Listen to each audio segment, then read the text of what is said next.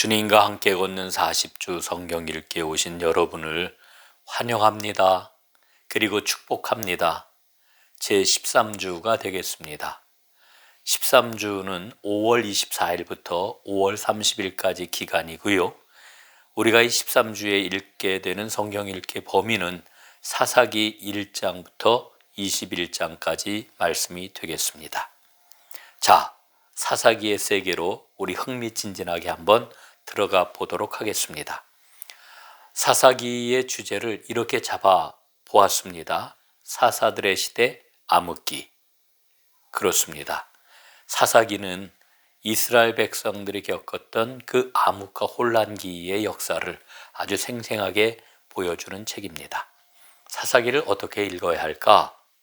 무엇보다도 사사기는 사사들과 그들이 활동했던 시대에 관한 책인데요. 이스라엘 백성이 가나안 땅을 정복하지요.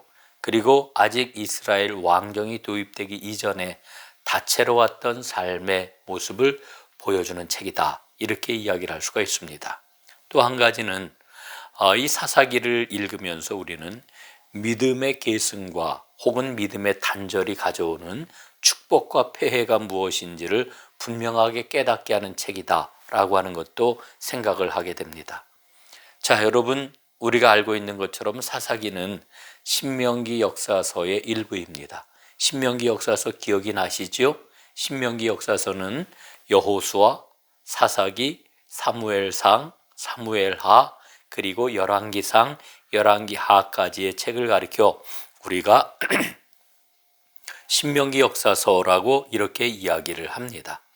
이 책은 역사를 멸망으로 이끌었던 죄가 뭔지 그걸 들추어내서 책임성 있게 과거를 극복하는 길을 제시하는 이와 같은 길을 보여주고 있는 책입니다. 이스라엘 백성들이 하나님 앞에 순종할 때, 또 이스라엘 백성들이 불순종할 때 거기에 따른 결과가 극명하게 갈려지게 되죠. 승리의 길이냐 패배의 길이냐, 해방의 길이냐 억압의 길이냐, 이걸 보여주고 있는 겁니다. 이스라엘 백성에게 문제가 되는 것은 늘 첫 번째 계명인 하나님께 충성을 하느냐 하지 못하느냐의 문제였습니다. 하나님이 요구하시는, 이스라엘 백성에게 요구하시는 기준이 있습니다. 그 잣대가 뭐냐면은 하나님께서 이스라엘과 맺으신 언약, 이게 바로 하나님이 늘 이스라엘에게 제시하는 잣대였던 것입니다. 사사기를 읽어 내려가게 되면은 두 부류의 사사들이 있는 것을 보게 됩니다. 첫 번째, 하나님의 영에 이끌려서 이스라엘의 어려움을 해방하는 위대한 인물들이 있는데 이 인물들을 가리켜 우리가 대사사라고 이렇게 이야기를 합니다. 두 번째로는 지파를 통괄하고 재판관의 직무를 수행하는 인물들이 있습니다. 이 사람들을 우리는 소사사라고 이렇게 이야기를 합니다. 자, 이제 사사기 후대로 가게 될 것 같으면은 하나님 백성, 이스라엘 백성들 내부의 종교적인 상황, 정치적인 상황이 마구 붕괴되는 이와 같은 모습을 발견을 하게 됩니다. 사사들의 활동만으로는 막을 수 없는 그런 그 상황이 전개가 되는 거지요. 이런 그 상황들이 그 다음 책인 사무엘기로 넘어가게 되면은 왕정욕으로 연결이 되는구나라고 하는 사실을 우리는 발견을 하게 됩니다. 자, 그러면은 이제 각 장의 내용들을 간략하게 살펴보도록 하겠습니다. 첫 번째, 사사기 1장 2절로 10절까지 말씀입니다. 아직 쫓아내지 못한 족속들에 관한 부분입니다. 사사기 처음 부분은 아직 가나안 땅에서 쫓아내지 못한 이방 민족의 이름들이 등장을 하고 있는 것을 보게 됩니다. 이는 만나 세대에게 남겨진 아주 중요한 과제였던 거지요. 그러면은 아직 쫓아내지 못한 남아있는 땅은 어떤 땅이었을까요? 첫 번째, 블레셋 사람들입니다. 이 블레셋은 굉장히 호전적인 해양 민족으로서 지중해 북서부에서 갈릴리 북쪽 지역 그리고 그술 땅에까지 거주를 했던 그런 민족입니다.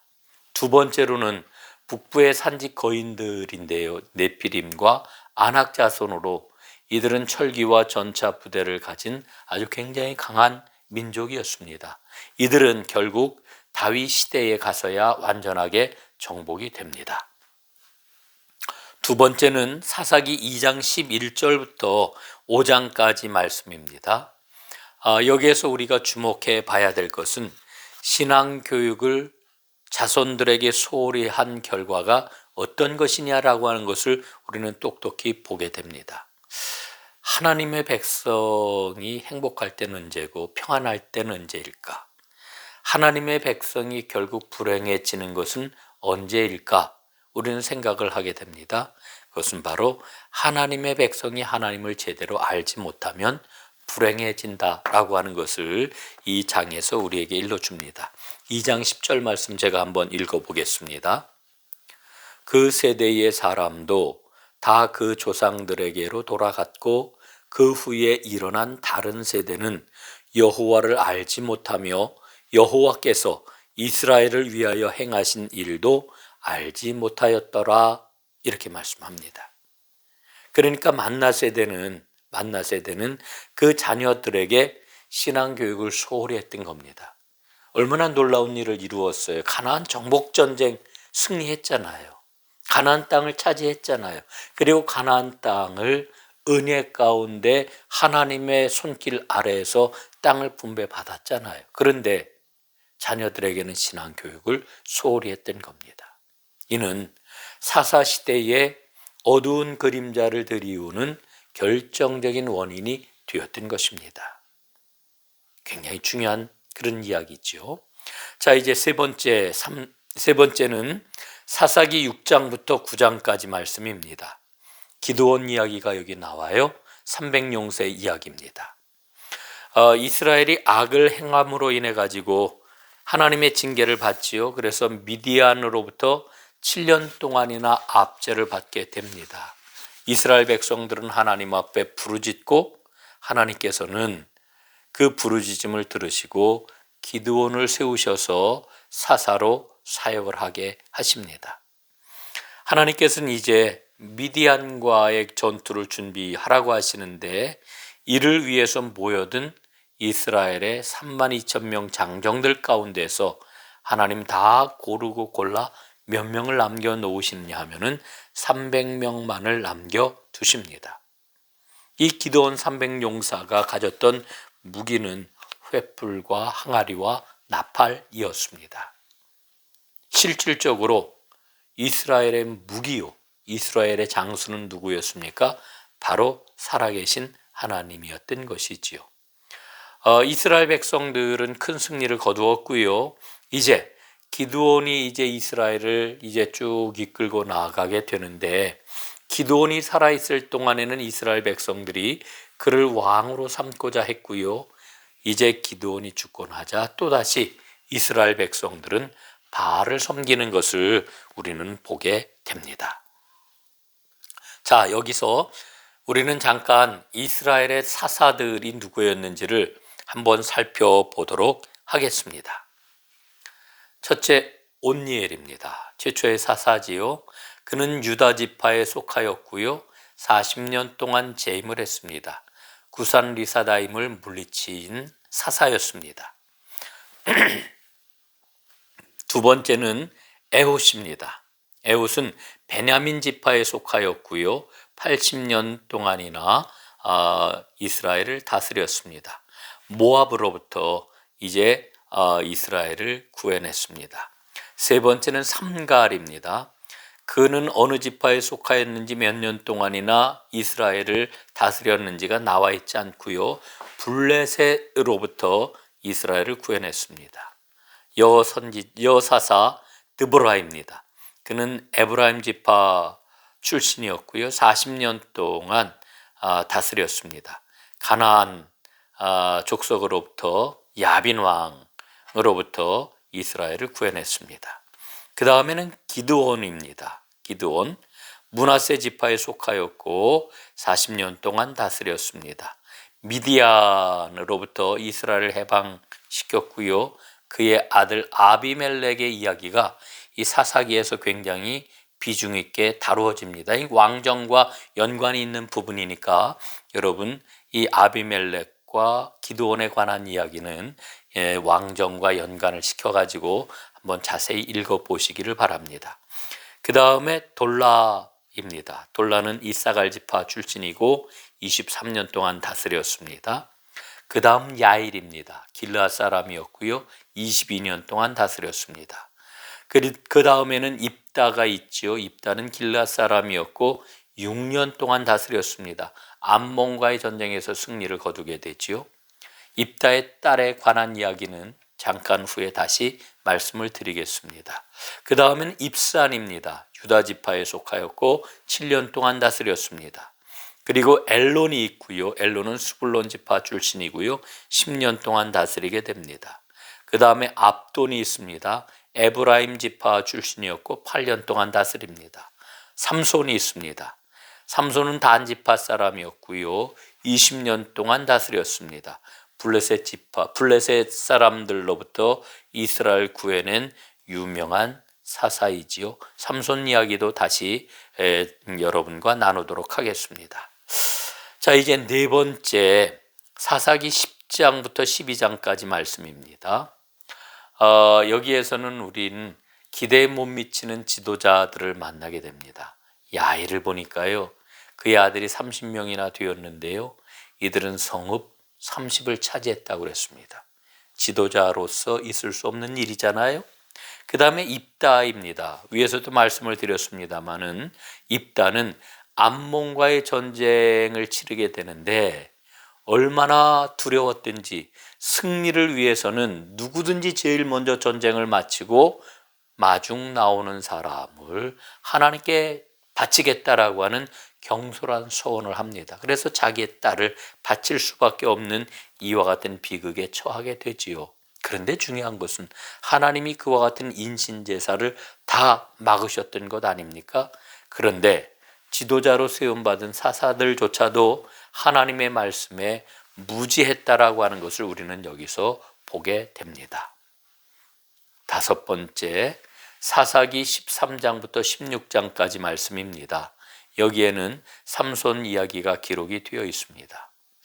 삼손에게 맡겨진 아주 중요한 두 가지 과업이 있는데요. 그 과업은 첫 번째로는 이스라엘을 블레셋으로부터 해방시키는 일이었습니다. 그리고 두 번째로는 이스라엘에서 우상을 없애고 하나님을 온전히 섬기는 일이었습니다. 그러나 삼손은 20년 동안이나 이스라엘을 다스리면서 이 일을 수행하지 못하고 실패하고 맙니다. 그 이유가 어디에 있습니까?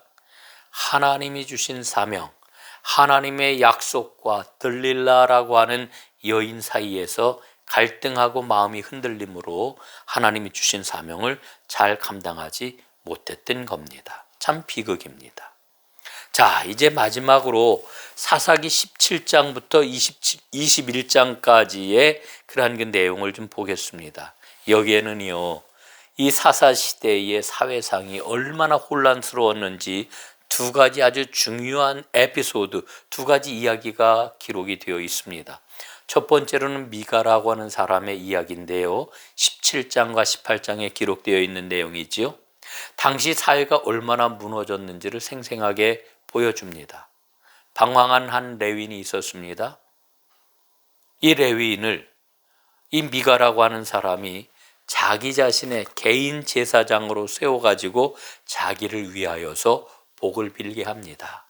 여러분, 레위인은 하나님을 섬기는 사람이고 이스라엘을 위해서 구별된 그런 그 사람들 아니겠습니까? 그런데 이스라엘이 레위 사람들을 제대로 이제 잘 대우를 하고 하나님의 일을 할 수 있도록 만들어주지를 않았기 때문에 유리하며 방황하는 사람이 되고 말았고, 그걸 보고 미가가 자기 집의 개인 제사장 삼았던 겁니다. 참 이게 말이 안 되는 이야기죠. 두 번째는 더 한심한 이야기가 기록되어 있습니다. 한 레위인의 첩의 이야기입니다. 레위 사람이 첩을 가지고 있다라고 하는 것도 이게 참 이해하기 힘든 이야기인데요. 그런데 이 한 레위인의 첩의 이야기는 이스라엘의 암담한 현실을 아주 극명하게 보여주고 있습니다. 한 레위인이 베냐민 지파 기브아라고 하는 곳에서 불량배들에 의해 가지고 자기의 첩이 아주 처참한 죽음에 이르게 되는 사건을 만나게 됩니다. 이 레위인이요, 복수를 꿈꿉니다. 그래서 자기의 첩, 죽은 그 첩을 12덩이로 다 나누어요. 너무 끔찍하지요? 그걸 이스라엘 사방으로 보내요. 형제들이여, 내가 이렇게 억울한 일을 베냐민 지파 가운데서 당하였노라. 이 일로 인해 가지고 베냐민 지파와 열한 지파 사이에 큰 전쟁이 벌어지고 베냐민 지파 사람들은 거의 소멸되는 위기에까지 몰리게 되지요. 이 이야기는 결국 이 사사기의 마지막 성경 구절인 사람들이 자기 소견에 옳은 대로 행하였더라 하는 그런 말씀을 보여주고 있는 거예요. 자기 소견에 옳은 대로 살았던 당시에 혼란스럽고 깜깜했던 사회상을 보여주는 그와 같은 이야기인 것입니다. 자, 이제 사사기를 우리가 살펴보았고요. 이 사사기를 좀 생생하게 보면서 하나님이 그 다음 단계로 어떻게 이스라엘을 이끄시는지를 우리가 기대를 가지고 계속해서 말씀을 접하도록 하겠습니다. 지금까지 함께 해주신 여러분 감사합니다. 축복합니다. 승리하시기를 바라겠습니다.